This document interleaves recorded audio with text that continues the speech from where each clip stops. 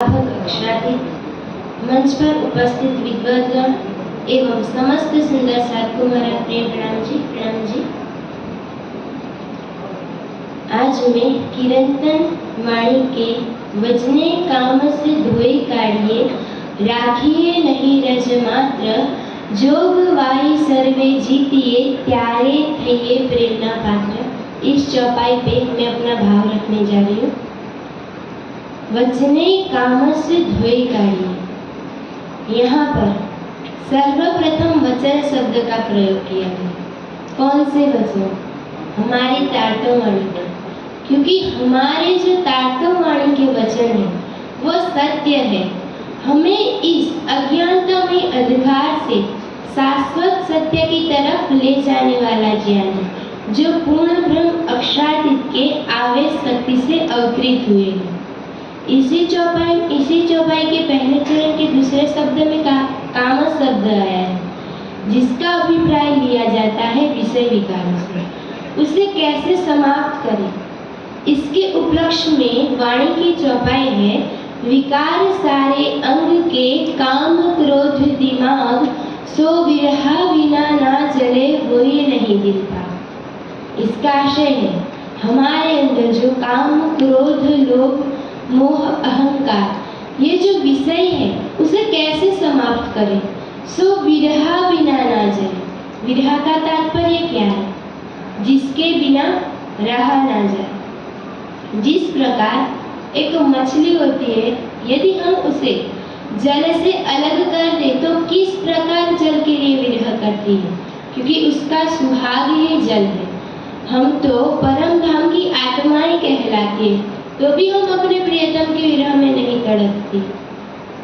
जब तक हम अपने प्रियतम के विरह में नहीं तड़पेंगे तब तक ये विषय विकार समाप्त ही नहीं होंगे। राखिए नहीं रज मात्र। तार्तवाणी का ज्ञान सुनने समझने के बाद हमारे अंदर जो विषय विकार है उसे रंच मात्र भी नहीं रखने चाहिए, पर ये जो विकार है वो समाप्त ही नहीं होते। क्योंकि ये जो विषय विकार है, जिस प्रकार हम रात को आग जलाते हैं, सुबह उठते ही देखते हैं उस पर सफेद रंग की परत जम जाती है, हमें लगता है आग बुझ गई है। पर हम यदि उस पर कागज रखें या कोई भी चीज रखें और फूंके तो तुरंत आग लग जाती है। अर्थात कि कहीं ना कहीं सूक्ष्म रूप से हमारे अंदर विषय विकार होते हैं, हमें लगता है समाप्त हो गए, पर हम थोड़े भी उस पर हावी हुए वह ज्वालामुखी का रूप ले लेता है। दूसरा उदाहरण देख सकते हैं। जिस प्रकार समुद्री जहाज होता है, उसमें छोटा सा भी छेद हो वो पूरे जहाज को डुबा देता है। तो हमारे अंदर भी जो विषय विकार रूपी छेद है, यदि वह रह गया तो हमें पुनः 84 लाख योनियों में भटका देगा। आगे कहा गया है, भर्तृहरि जी ने भी तो कहा है, भोगा न भुक्ता वैमेव भुक्ता, तपो न तपता वैमेव तपता, कालो न यातो वैमेव याता, तृष्णा न जीना वैमेव जीना। कि हमने भोगों को नहीं भोगा, बल्कि भोगों ने ही हमें भोग डाला। हमने तप नहीं किया, परंतु त्रिविध तापों ने ही हमें तपा डाला। काल की अवधि नहीं गई, परंतु हमारी ही उम्र बीत गई। तृष्णा बुढ़ी नहीं हुई, हम ही बूढ़े हो गए। हम अपने भीतर की चौपाई भी देख सकते हैं। इन इंद्रियन के स्वार को लगा सब संसार, ये मोह के जीव रहेंगे मुँह में, पर तुमको तो चाहिए विचार। आज हम देख रहे हैं सारा संसार किस प्रकार विषय विकारों में फंसा है। हम देख सकते हैं हिरण शब्द के वशीभूत होके पकड़ा जाता है, हाथी स्पर्श के वशीभूत होके मारा जाता है, भंवरा रस के लालच में मारा जाता है, पतंगा रूप के रस में इतना अंधा हो जाता है कि स्वयं के ही प्राण ले लेता है, और मछली रस जीवा के लालच में आके मृत्यु को पाती। यह सब जीव तो एक एक इंद्रियों के वशीभूत होके खुद के प्राण गंवाते हैं, पर आज तो हम पांचों इंद्रियों का भोग करते हैं। यदि इन जीवों की स्थिति यह होती है तो हमारी परिस्थिति क्या होगी, वो हमें स्वयं ही सोचना चाहिए। क्या कहा है, पर तुमको तो चाहिए विचार। क्या विचार करना है? कि हम तो परम धाम की आत्माएं कहलाती है। यदि जो कार्य जीव कर रहे हैं वही कार्य हम करें तो उनमें और हमारे में क्या अंतर रह जाएगा? क्या कहे? जोग वाई सर्वे जीतिए। हमारे जो 3 गुण हैं, मन चित्त बुद्धि, इन सबको हमें जीत लेना है, क्योंकि हमें जो यह स्वर्णिम अवसर मिला है वो हमें पुनः नहीं मिलने वाला। त्यारे थइये प्रेमना पात्र। जब हम अपने मन को वश में करेंगे, इंद्रियों को नियंत्रण में रखेंगे, तभी हम प्रेम पात्र बन सकते हैं। पर इंद्रियों को भी कैसे वश में कर सकते हैं? तात्ववाणी का ज्ञान सुनेंगे, आचरण में लाएंगे तब। पर जिस प्रकार शेरनी का दूध सोने के पात्र बिना नहीं टिक सकता, ठीक उसी प्रकार अमृतमय वाणी के वचन बिना पात्रता के बगैर नहीं आ सकते। यदि हम विषय विकारों से मुक्त होना चाहते हैं तो हमें प्रियतम का प्रेम पाना होगा। प्रेम भी कब पा सकते हैं? जब चितवनी मार्ग का अनुसरण करेंगे। पर आज हम तात्ववाणी का ज्ञान सुनते हैं, चर्चा सुनते हैं, तो भी कितने ढीठ बन गए कि चितवनी को अपने आचरण में ढालने का प्रयत्न ही नहीं करें। इंद्रावती जी कह रहे, तुम सियाने मेरे साथी जी, जिन्हें रहो विषय रस लाग, पाँव पकड़ कहे इंद्रावती, उठ खड़े रहो जा।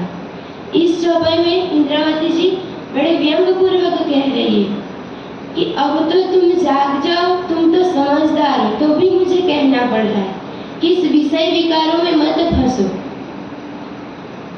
क्या कहा है कि तुम इस विषय विकारों में मत फंसो, क्योंकि ये पुनः हमें 84 लाख योनियों में भटकाने वाला है।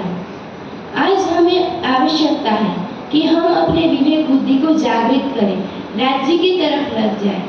इसमें एक बहुत अच्छा दोहा है, मन पंछी तबला गुड़े, विषय वासना माही, प्रेम बाज की झपट में जब लगाया नहीं। जिस प्रकार एक पक्षी होता है वो खुले आसमान में उड़ता है, पर बाज जैसे बड़े पक्षी के हाथ में आ जाता है तो हिल भी नहीं सकता। ठीक उसी प्रकार हमारा जो ये मन रूपी पंछी है वो तब तक स्वतंत्र उड़ सकता है जब तक प्रियतम के प्रेम रूपी पिंजरे में नहीं आया।